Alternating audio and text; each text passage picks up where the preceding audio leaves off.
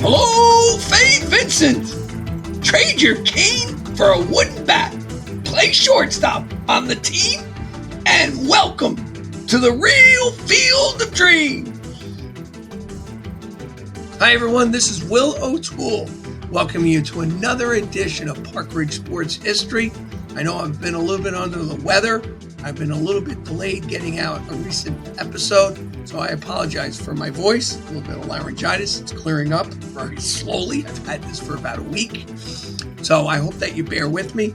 And this week I'd like to tackle an episode I was going to do prior to feeling ill and being under the weather, and that was the recent passing of really significant commissioner of baseball, Faye Vincent.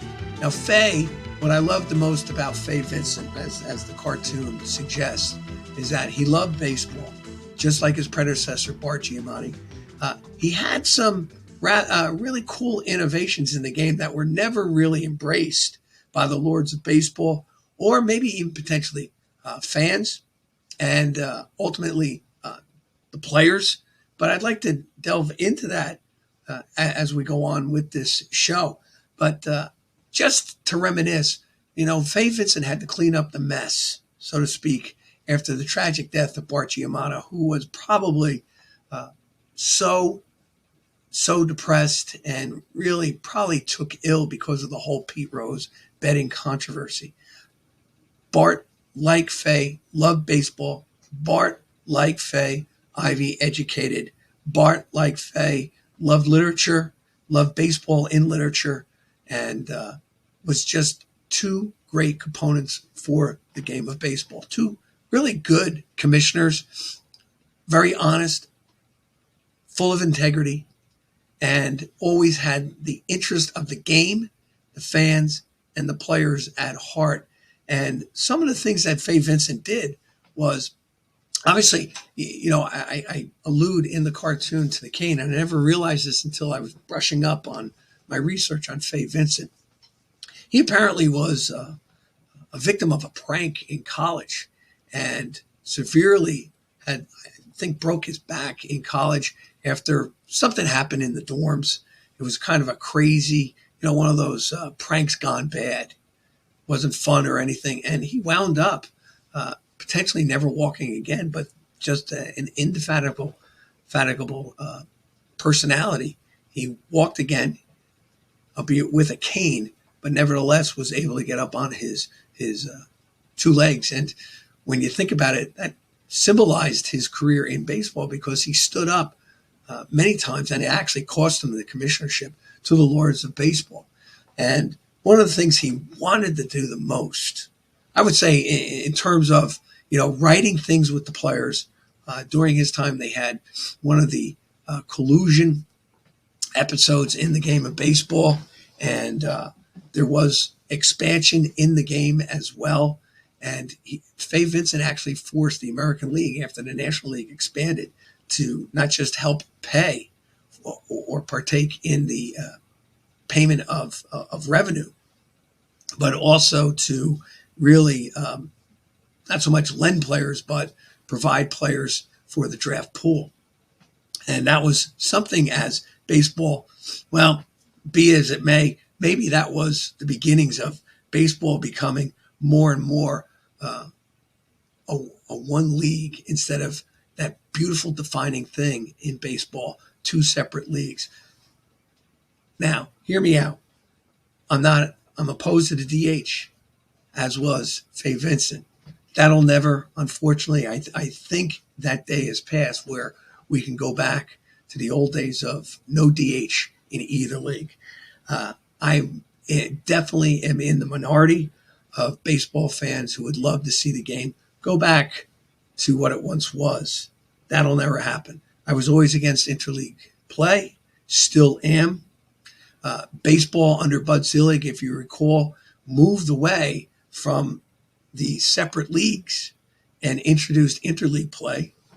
And of course, I guess you could argue that it had its moments so far, but overall, I would love to see baseball return to the days before interleague play. Again, I'm in the minority. It won't happen, at least in my lifetime.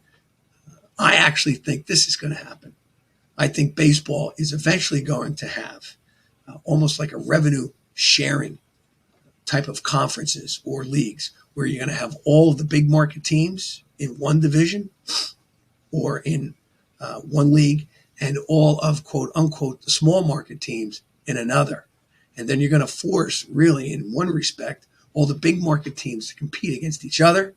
And of course, there will be no excuses for small market teams to continue to use the excuse we can't compete against the other teams in our league. It's just food for thought.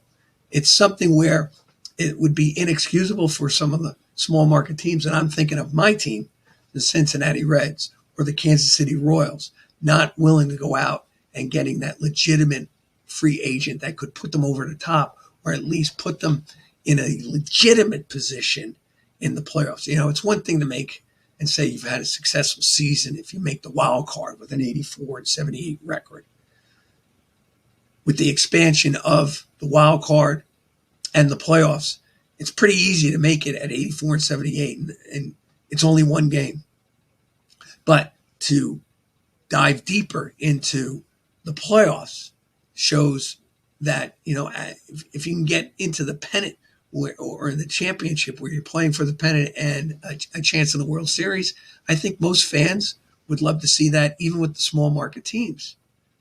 And Faye Vincent had an idea, and I would love to go over this right now. I just got to get my glasses on it because what's interesting, when I was doing this segment or preparing for this segment on Faye Vincent, I never realized this. He wanted to change the divisions. Now, back in 1969, when baseball expanded to 12 teams in each league, they also went to 2 divisions in each league. So now you had, instead of just the AL composed of 10 teams and the NL composed of 10 teams, now you had 12 teams, and then they broke that up into 2 divisions of 6 each. And of course, the American League was geographically correct. The National League, however, in its first years, then they moved Milwaukee to the east and kept Chicago in the west. And that's a little bit different, and we'll talk about that in a second. But there was definitely a politics involved with how they arranged the divisions in baseball in the National League in 1969 to put New York, Chicago, St. Louis, new entry Montreal, Philadelphia, and Pittsburgh in one division. And of course, they put Cincinnati, Atlanta, and of course the West Coast teams, LA, new entry, San Diego, San Francisco, and of course Houston in the Western Division.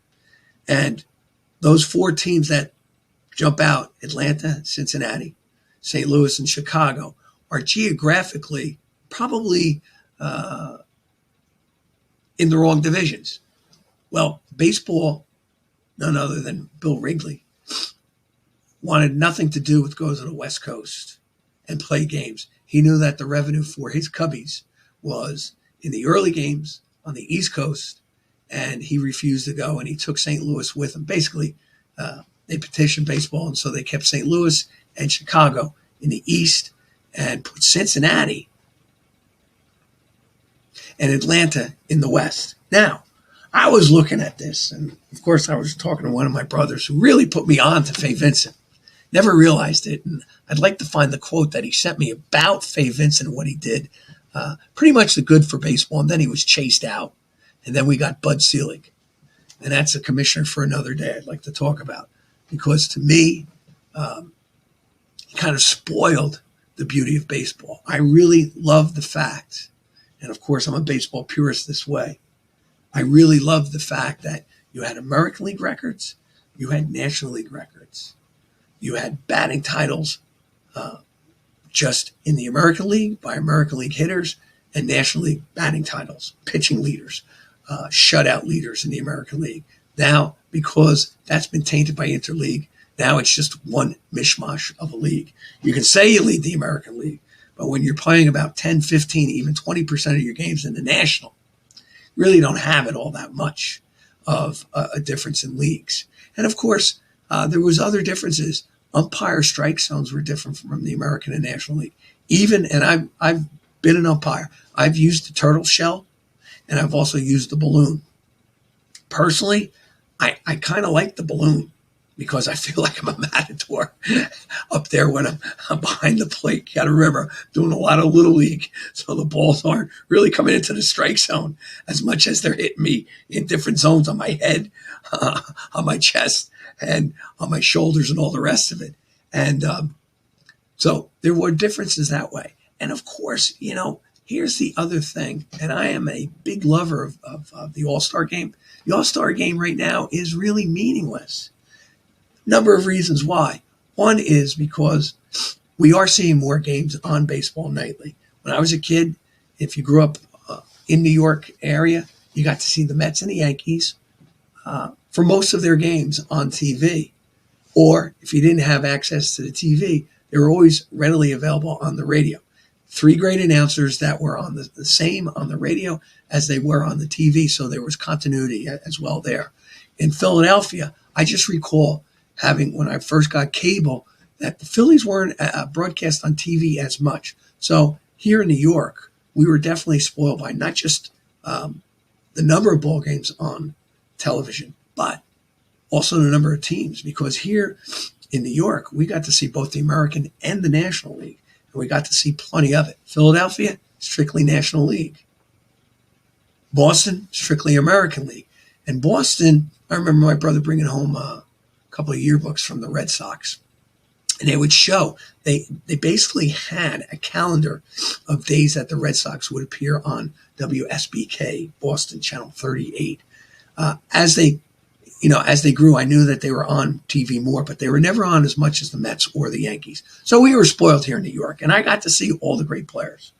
Make a long story short, the American and the National League never really saw each other. So that made the beauty of the All-Star game that much more important, that much more special and precious. And I always think that maybe the ultimate game for me as a kid was that 71 All-Star game, even though I was rooting for the National League, who lost, and then, the American League broke their string. That game still resonates with me because there were so many future Hall of Famers. I don't think it has the record for the most Hall of Famers, but as a kid, you're saying to yourself, man, you had Al Kaline, Willie Mays, Hank Aaron, Roberto Clemente, future Hall of Famer, Johnny Bench, just in about his 4th or 5th year, Willie Stargell, Joe Torre, Brooks Robinson, Harmon Killebrew. And that's just the hitters. Then you had Seaver and Fergie Jenkins and Bob Gibson. And on the American League side, you had Vida Blue. Wasn't a Hall of Famer, but, he's a cusp Hall of Fame. Great pitcher. He had a couple of bad seasons there, but he had a number of wonderful seasons. And he, I think, still remains one of the few all-star pitchers to pitch and actually start as a pitcher for both leagues. Because he did it with Oakland in 71, and then he does it with San Francisco in 78. So you can see all the beauty of the change there. So here's Fay Vincent. He wasn't a proponent of interleague play, but he was a proponent probably for geographical continuity, as I said before. And one of his proposals, and of course it went down, and of course I constantly email my brothers, this is the great hot stove league. This is probably the better season, by the way. We can make that argument. But it seems like I stay in touch with my brothers via the email more during the off season than during the season. And went back and forth. My one brother, who was a Met fan growing up, now a Red Sox fan, wasn't too keen on the idea of moving Chicago and St. Louis into the West, and doesn't like to talk about hypotheticals. I do, just for the fun of it. There are so many things, but I was going over the list. Now, Fay Vincent only lasted until 92, so his idea went right down as he was pushed out of the game by the Lords of Baseball. And when I say the Lords of Baseball, I'm talking about the owners. Anyway, Fay wanted to change and make the National League more dynamic, more geographically aligned. Okay, so he wanted to put Atlanta and potentially Cincinnati in the East, Atlanta and St. Louis in the West. And really, when I do the hypotheticals, and I do this from 1969 until Fay resigned, I go to 93. There was only a few seasons where it would have made a difference, but it would have been an interesting difference. And of course, the one that I jump out at the most is this. In 1969, the Mets play Atlanta in the playoffs. They beat them 3 straight. And for whatever reason, I don't remember any of those games. They were broadcast during the day. And today, that would be all strictly at night. Let's face it. And that would probably bring in bigger ratings because now Atlanta is such a huge city now. Then it was just starting to grow and becoming more of a presence. And the Mets finished 162. People don't realize this. Atlanta finished 93 and 69. And what people don't realize is that Atlanta, San Francisco, Cincinnati staged a pretty good playoff. Actually, I'll even go back a little bit deeper than that. Houston, and to a certain extent, Los Angeles was in the hunt for the Western Division crown. One of the things that helped Atlanta win was that Hank Aaron went on a tear, and Orlando Cepeda had a tremendous year. We've talked about that in the past, where Cepeda has more to do with WAR, but they had a tremendous season, those two, leading the Braves to the American League West title. They were 93 and 69. But had Fade Vincent, let's just say he had been commissioner. And now, all hypothetical, I get all that. But Atlanta would have finished behind the Mets. And interestingly enough, the Cubbies would have been the National League West Division champions, and they would have faced the Mets in the 5-game series. How different would things have been? One, probably Chicago doesn't, the glaring collapse that they have probably would never have occurred.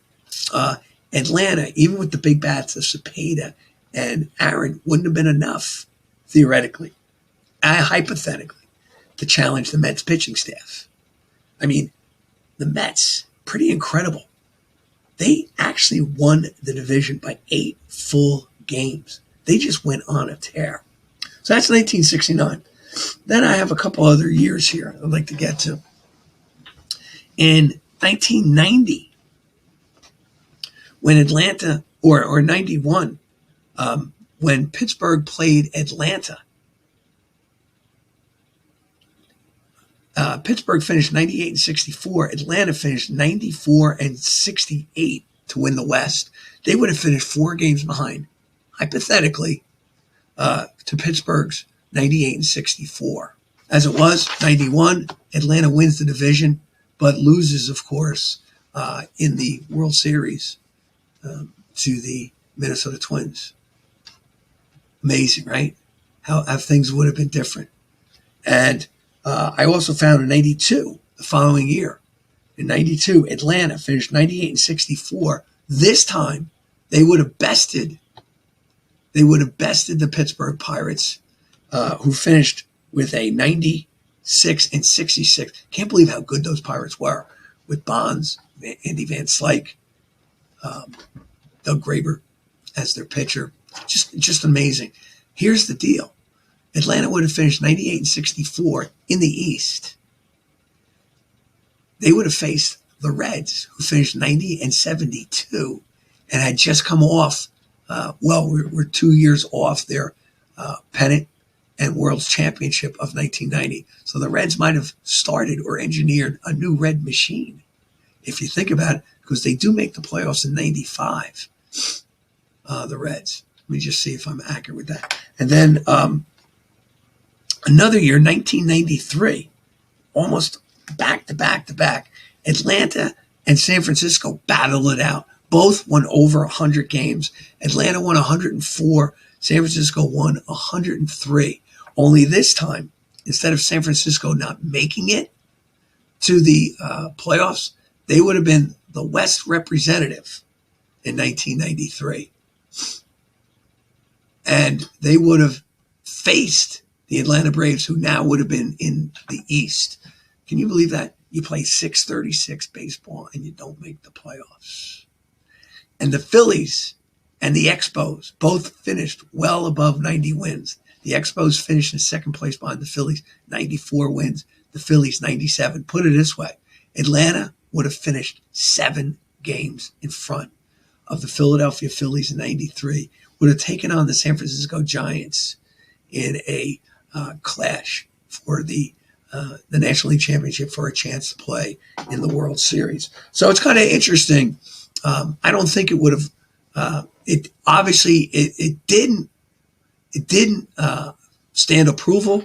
But what's interesting is that within a few seasons of, first of all, Fay Vincent leaving, and then Bud Selig taking over, he moves Milwaukee to the National League, and all of a sudden they go from they have an unbalanced schedule, 16 and 14, and then eventually they go to 2 leagues, 15 teams each, 30 teams with expansion teams.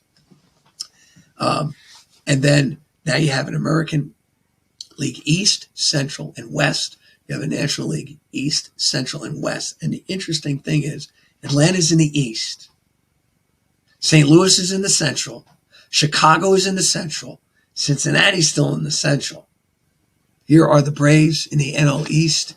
They are with Washington, Atlanta, New York, the Miami Marlins, the expansion team, the Phillies in the East. Then you have St. Louis, Pittsburgh, Milwaukee, Cincinnati, and Chicago. Now, what's interesting to me is this. Chicago and St. Louis moved farther west, so they don't have the Mets or the Phillies to rely on. And everything seems to be copacetic. The games are more aligned. The only thing I think, if I was doing anything different, well, no, because it really does work out geographically. And actually, you could argue that Fay Vincent got what he wanted because he really has an East Coast or an Atlantic Coast league with Washington, Atlanta, New York, Miami, and Philly. I mean, you can start in New York and really take the train down or just go down 95 and hit all these cities. In the Central, Cincinnati's still in the East, Eastern Standard Time Zone, along with Pittsburgh, but the rest are in the Central, and there's really not much you can do any differently. So they have really aligned along the path that Fay Vincent wanted in the American League, just to give you an idea here. And I love doing this because this is, again, 2014. Baltimore, New York, Toronto, Tampa Bay, the Red Sox. Really can't do much better than that. Again, it's almost like Baltimore, Washington. You have the Yankees, the Mets. You have the Red Sox, Tampa, and Miami. All right, so Toronto and the Red Sox, they take the place of maybe Atlanta, okay, and Philadelphia. So you're replacing. So you start in Boston, work your way down to New York, go to Baltimore, then maybe go to Tampa Bay, and then fly into Toronto. Or you could start in Toronto. Doesn't matter. And then Central, like the Central Division in the National League, you got Detroit, which is Eastern Standard Time, Cleveland, the same, and then Kansas City, the White Sox, and Minnesota, all in the Central. And then, of course, you can't really do anything out in the West. They've done a pretty good job. I really do see this, though. As I'm looking at this, I can really see, eventually, New York, Boston, the Mets, Philadelphia, L.A., and the L.A. Angels. That's 7 teams right there going into their own division, all right, of big market teams. Could I throw somebody else in there? I probably could. And then your small market teams would basically consist of the Royals, the Indians, the Twins, the Reds, and the Pirates. I could see them eventually having a team. So they would scrap the American and National League. As I said already, it really doesn't exist. But if they really wanted to be more aligned, and probably, and you might see this in the next contract negotiations where the owners and the players are going to fight over, again, probably revenue sharing, probably a cap and all the rest of it. You might just see the owner say, look, if you want to spend money, we're going to put you in your own division. And if you don't want to spend money, or you're going to pride yourself on being small market, we're going to put you in another division. But as I said, I would be all for that because you've ruined all the beauty of what was American and National League. I would be for that because then I would say to be saying to my team, you better win this year. There's no sense of growing a team anymore. You better win this year. Major League Baseball has the version of the NIL in professional sports. You go out, you get the players, you pay them now, and you expect to win now. So you're building your team. It is really fantasy baseball every year in baseball. And you might see teams not wanting, but being forced to compete on a competitive level every year. Now, all baseball fans know you're going to have lousy years. All baseball fans are willing to have growing pains if you got a young team developing. But I think what's hurting baseball right now is the fact that you get guys coming up through your system and you have them play for you, and then you just let them go rather than pay them. That's my worry with the Reds. They got Dela Cruz, and I'm saying he's a franchise player. He's a name player. He is the face of the franchise. What I worry about most is, are you going to keep him, or are you going to just hope that you make the playoffs over the next couple of years and then say to yourself, we're never going to win. Let's trade, rebuild, let him go, and start all over again. And believe me, the Reds haven't won since 1990. The Pirates haven't won since 1979. Even the Orioles, who have been pretty competitive and spent money, haven't won since 1983. Even Detroit, which had a number of Cy Young Award winners on their staff, and they did spend some money when they had the player. They still haven't won since 1984. Yeah, they've gotten to the playoffs. They even got to the World Series with those, with Scherzer and Price.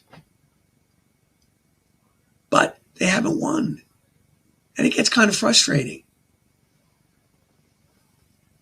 And of course, the big thing is, and it's really unfair, is that baseball is compared to football that way. And football is a totally different beast from baseball and what they do. Baseball has, yes, I understand. Baseball has the finances of the farm leagues and all the rest of it. Football, they just plug players in their own artificial farm system called the colleges, right? In football, you got to get that quarterback. You got to get the franchise player and keep him, and then build around him and hope that that guy turns out to be a winner for like 5-6 years and you get to the playoffs. I get all that. But it's a totally different beast. They don't guarantee the contracts. And players' careers end much faster.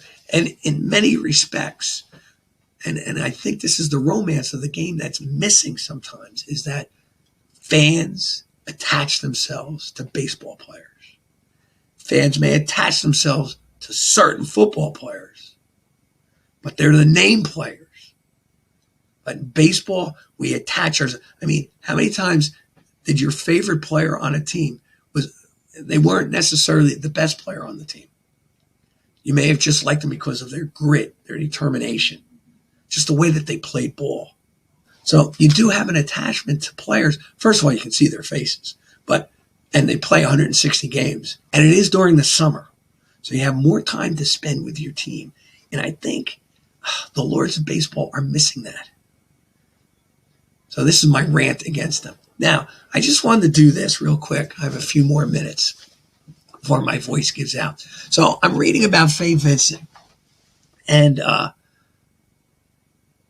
just want to do a shout out to a guy actually who he had some debate with over what he wanted to do with the divisional realignment. And that was a guy by the name of Bill White. And if you're a Yankee fan and you grew up when I did in the 60s and the 70s, you know that Bill White was one of the voices of the Yankees. In fact, I enjoyed White more than I did Rizzuto. I thought Rizzuto was funny. I always thought he was so pro-Yankee, and I hate the Yankees. I could listen to White because he was a ball player, just like Rizzuto. He played on championship teams, just like Rizzuto. But I always thought he admired players on other teams, too, as much as he rooted for the Yankees. But anyway, Bill White just came always across as a very classy guy. And here's how I know he would have made a great commissioner. In fact, had baseball had the foresight, they would have moved Fay Vincent and replaced him with Bill White. Because I think Bill White would have had the players' ear. I think he could have controlled the owners. I think he was all about baseball and keeping the beauty of baseball and the legacy of baseball, the mythology of baseball, the traditions of baseball, the culture of baseball. I think Bill White was all about that. Why? Because he actually fought Fay Vincent over the constitutionality, baseball constitution, over moving teams. But I just want to give a shout out to Bill White because I think he's one of those players that you win championships with. And I don't think he always gets the shout out that he deserves. I know that he had unbelievable respect for Bob Gibson and vice versa. If you ever listen to some of the stories he talked about when he played with the Cardinals, White was on that 64 team that beat the Yankees. And I didn't realize this. He never played in another World Series again because I always thought he was with the Cardinals in 67, albeit in a minor role. But he was traded to the Phillies at age 32. And he gets injured with the Phillies. But just listen to these numbers. White actually led the league in games played in 1963. Now, that's the only stat, along with plate appearances, he ever led the National League in. He was a good fielding first baseman. If there's a guy I can think of that reminds me of Bill White, well, put it this way. You're never going to go wrong with a Bill White type of player at first base for you. He did play the outfield. He actually came up with the Giants. He actually played for the New York Giants in 1956, then did military service. And then he does go off in 58 to the Giants. But numbers, and you know what numbers I'm talking about. Orlando Cepeda, Willie McCovey, Jim Ray Hart eventually, even though he was a third baseman, first baseman.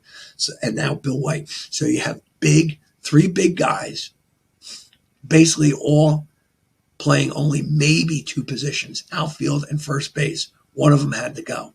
Eventually, two of them would go, and the Giants would settle on Willie McCovey. Not a bad guy to put it this way. If the Giants traded all three, man, you might as well just cut the Giants off the Golden Gate Bridge and just send that team out into the Pacific. Had they done that, but he goes, and it was good for White. He goes to St. Louis, which had some competitive teams. They were transitioning. They had some great players. They had winning ball. They remind me, I think they were better than the Whitey Herzog teams. But hear me out. What I'm saying is they had those types of players. They're not going to lead the league in home runs. They're not going to lead the league in batting average. They're not the most brilliant fielders, but they got the job done. And of course they had Bob Gibson, don't misunderstand. But here's what they had. So White comes up, he's traded in 58 or the season following. He only played 26 games for them, the Giants. Then he moves to St. Louis and immediately plays 138 games. His numbers his first year in St. Louis, 33 doubles, 9 triples, and 12 homers, 72 RBIs. And these are good. And he hit 302. All right, hit 302. So you know the guy is going to give you production. And he continues to give production. The next year, he ups his home run total to 16, RBIs to 79, 27-10. Had a lot of triples. Then in 61, in his third consecutive All-Star season, so he makes the All-Star team in 59, 60, and 61. He has a good season. Batting average comes down a little bit. Slugging obviously goes up. He has 28 doubles, 11 triples, 20 homers, and 90 RBIs. And then in 3 successive years, White bats in over 100 runs on those St. Louis teams. And in fact, he has 109 with St. Louis in 1963, makes the All-Star team. I think he might have been. And on that team, only one other guy, Ken Boyer, drives in 100 runs. He had 111. And then the following year, of course, Boyer wins the MVP.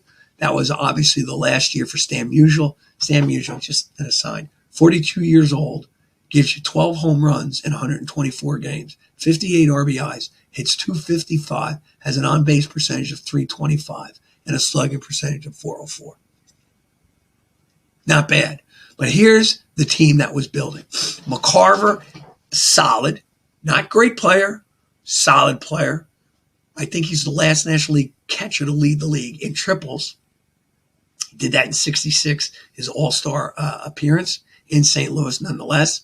Bill White, you have at second, and this is 1963, so he's 27, 109. Julian Javier, I remember him as a kid, always being seen as a great defensive fielder at second base. He actually had a good season, 9 triples, 9 homers, and he scored 82 runs and hit 263. Dick Grote, who was acquired from Pittsburgh, who played on their 60 team and won their MVP, Duke graduate. He had 43 doubles to lead the league with 6 homers, 73 RBIs, and a 319 average. And of course, Ken Boyer in 64 played 159 games, had 24, 111, 285, and also 28 doubles. But then you had a guy by the name of Curt Flood. 5 homers, 63 RBIs. Now, don't let the home runs fool you here. He had good power. He actually had excellent power. 112 runs, 200 hits. He hit 302. And he had 9 triples, 34 doubles. He had gap power.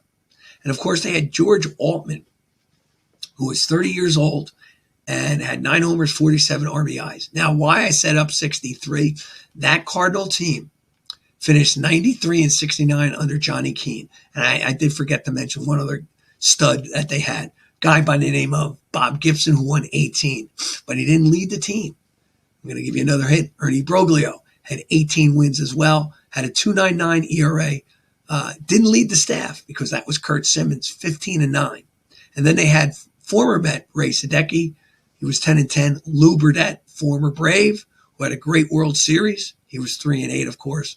But my whole point is this: 1963 is set up. They were ready. 93 and 69. They finished second in the league to the Dodgers. In 1964, Bill White and the Cardinals win not just the National League pennant, but they win the World Series, defeating the Yankees in 7. The players on that team, you still had McCarver, 952, 288. Bill White, 21 and 102, 303 batting average, and upped his walks to 52 for a 355 on-base percentage. Julian Javier, 12 homers, 65 RBIs. Batting average down a little bit, but nevertheless. You have Dick Grote, age 33. He only had 1 homer and 70 RBIs with a 292 batting average. You had Ken Boyer, MVP, 24, 119, 295. And he also scored 100 runs. The only Cardinal to score 100 runs that year. I didn't know that. And then you got Curt Flood, who led the league in plate appearances, at-bats, hits, 211, had 25 doubles, 3 homers, still only 5 home runs. I'm telling you, he had good power. And the reason why I said it is because he, like another guy I'm about to announce, 2 seconds, and he had Mike Shannon, who I always liked. I think Mike Shannon had a kidney removed, and it kind of hurt his career, because I know he would play third base when I was growing up for the Cardinals. Here he was playing the outfield in the 60s. Pretty sure Shannon had his kidney removed, one of his kidneys removed. Might have curtailed his career. But the big influence on the Cardinal lineup was a guy they acquired for Ernie Broglio. And all you Cardinal fans, and I know all you National League fans, and I know my brothers out there know who I'm talking about, Lou Brock. Lou came on the scene, played only 103 games. Now remember, he was acquired in June. Had 21 doubles, 9 triples, 12 homers, 44 RBIs. He had 33 stolen bases in 48 attempts. He hit 348. For the Cardinals Ready for this? You have Bob Gibson winning 19 that year. Simmons 18. Ernie Broglier was 3-5. The Cards knew when to get rid of him. All right, he's dealt by the Cards to the Cubs. The Cubs embrace him, give him a big bear hug, and send them Lou Brock, who they never get. Listen, I did a whole thing on Lou Brock. He never really got an opportunity with the Cubs. You're saying, what are you doing? And Ray Sadecki, who won 20 games that year for the Cardinals in 1964. They would go on and win 7 games and beat the Yankees. And that was a team of just guys who came together. They were just unbelievable. Unbelievable, that Cardinal team. And Bill White was a mainstay on that great Cardinal team of 1964. Hey, I hope you enjoyed the show. This is Will O'Toole for Park Ridge Sports History. Thanks for joining us. I'll see you next week with another edition. Hope you join us. Bye now.